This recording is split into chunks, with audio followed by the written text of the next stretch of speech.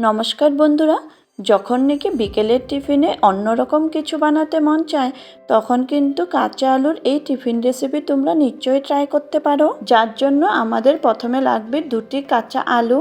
আলু দুটির খোসা ছাড়িয়ে ভালো করে ধুয়ে নিয়েছি।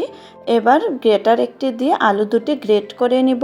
আলু দুটো কিন্তু এইরকম ছোট ফুটো থাকা গ্রেটার দিয়েই গ্রেট করে নিতে হবে, কারণ এই রেসিপিতে আলু একটু মিহি করে গ্রেট করে নিলেই ভালো হয়। দুটি আলুই গ্রেট করে নেওয়া হয়ে গিয়েছে।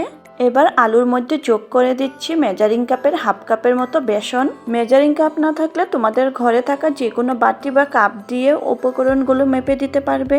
সাথে দিয়ে দিচ্ছি হাফ কাপ সুজি। এখন এর মধ্যে প্রথমে আমি 1 কাপ জল দিব, পরে আরও 1 কাপ দিব।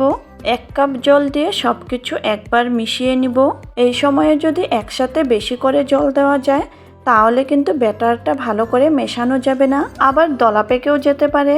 তাই ব্যাটারটা একটু মিশিয়ে নেবার পর আরেক কাপ জল দিয়ে দিচ্ছি। আবারও জল দেবার পর ব্যাটারটাকে ভালো করে মিশিয়ে নিব যাতে কোনো লাম্পস রয়ে না যায়। আরেকটি কথা, তোমরা এই ব্যাটারটা শুধু সুজি বা শুধু বেসন দিয়েও বানাতে পারবে। ব্যাটার ভালোভাবে মেশানোর পর এর মধ্যে দিয়ে দিচ্ছি হাফ চামচ জোয়ান। জোয়ান দেওয়ায় এই টিফিন রেসিপিতে স্বাদটা ভালো আসে। তারপর দিচ্ছি half teaspoon chilli flakes, 1/4 teaspoon গোলমরিচ গুঁড়ো, আর দিচ্ছি 1 টিস্পুন আমচুর পাউডার। হাতের কাছে আমচুর পাউডার না থাকলে তোমরা এর পরিবর্তে 1 টিস্পুন লেবুর রসও দিতে পারবে। এটা দিয়েছি যাতে জলখাবারে একটু টকটক ভাব আসে। এখন দিচ্ছি হাফ টিস্পুন গরম মশলা গুঁড়ো ও স্বাদ মতো লবণ। দুটো কাঁচা লঙ্কা কুচি দিয়ে দিলাম। যদি তোমরা বাচ্চাদের জন্য বানাও তাহলে কাঁচা লঙ্কা স্কিপ করতে পারবে। দিয়ে দিচ্ছি 1 চামচ গ্রেট করে রাখা আদা কুচি। শেষে দিচ্ছি 1 টেবিল স্পুন ধনেপাতা কুচি। এবার ব্যাটারের মধ্যে সমস্ত মশলাটুকু ভালো করে মিশিয়ে নিতে হবে। এখানে একটি রিকোয়েস্ট করব, যদি আমার ভিডিওটি দেখে ভালো লেগে থাকে একটি লাইক করে দিও। আর তোমরা যারা আমার চ্যানেলে নতুন করে ভিজিট করেছো চ্যানেলটিকে সাবস্ক্রাইব করে পাশে থাকার অনুরোধ রইল। সাথে থাকা বেল আইকনটি প্রেস করে রাখবে যাতে আমার দেওয়া নতুন ভিডিও নোটিফিকেশন তোমাদের কাছে প্রথমেই গিয়ে পৌঁছায়। ব্যাটার সম্পূর্ণরূপে তৈরি করে নিয়েছি। এবার চলে যাব গ্যাসের দিকে। গ্যাসে কড়াই একটি গরম করে এর মধ্যে দিয়ে দিলাম 1 চামচ তেল। তেল ভালো করে গরম করে হাফ টিস্পুন গোটা জিরে ও হাফ টিস্পুন সর্ষে দিয়ে দিলাম। এগুলোর কালার হালকা চেঞ্জ হলে গ্যাসের ফ্লেম লো করে দিয়েছি। এরপর কড়াইয়ের চারদিকে তেলটা একটু লাগিয়ে নিলাম। এখন তৈরি করে রাখা ব্যাটারটি কড়াইয়ের মধ্যে ঢেলে দিচ্ছি। কড়াইয়ে দেবার সাথে সাথেই কিন্তু নাড়তে থাকতে হবে। লো টু মিডিয়াম ফ্লেমে এইভাবে নেড়ে চেড়ে 3-4 মিনিট রান্না করে নিতে হবে। এটা রান্না করতে বেশি সময় লাগে না। 3-4 মিনিট পরই কিন্তু এরকম একটি ডোর আকারে পরিণত হবে। যখনই ডোটি নাড়তে নাড়তে প্যান থেকে ছেড়ে আসবে তখনই গ্যাস বন্ধ করে দিব। আমি এখানে একটি স্কোয়ার শেপের কেক টিন নিয়েছি। এরকম কেক টিন না থাকলে যে কোনো স্টিলের থালাও নিতে পারবে। কেক টিনের মধ্যে হালকা করে একটু তেল লাগিয়ে নিতে হবে।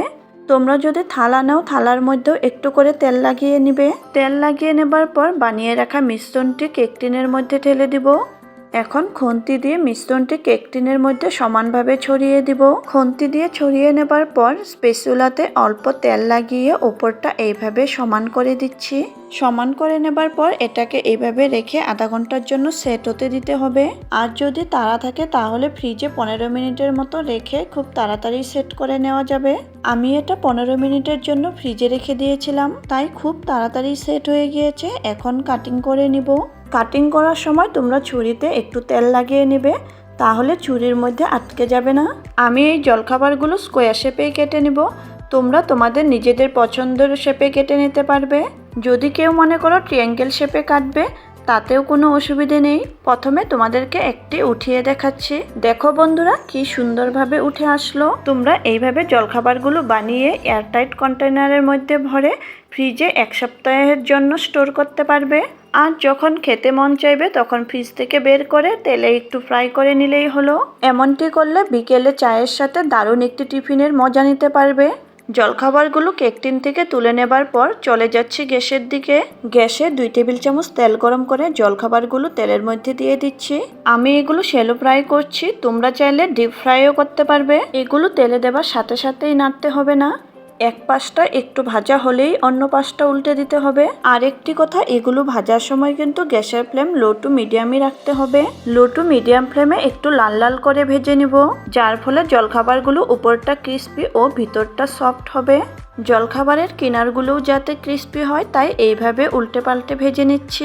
যখন নাকি সব দিকে ভালো করে ভাজা হয়ে যাবে তখন প্যান থেকে নামিয়ে নিব।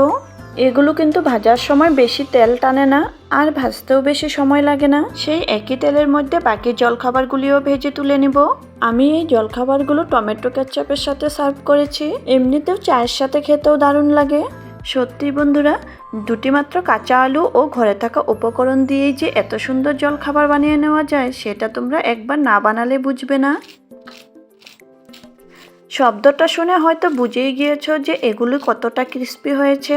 তাহলে আজকের মতো আসি, আবার আসবো নতুন কোনো রেসিপি নিয়ে। ততক্ষণের জন্য বাই অ্যান্ড টেক কেয়ার।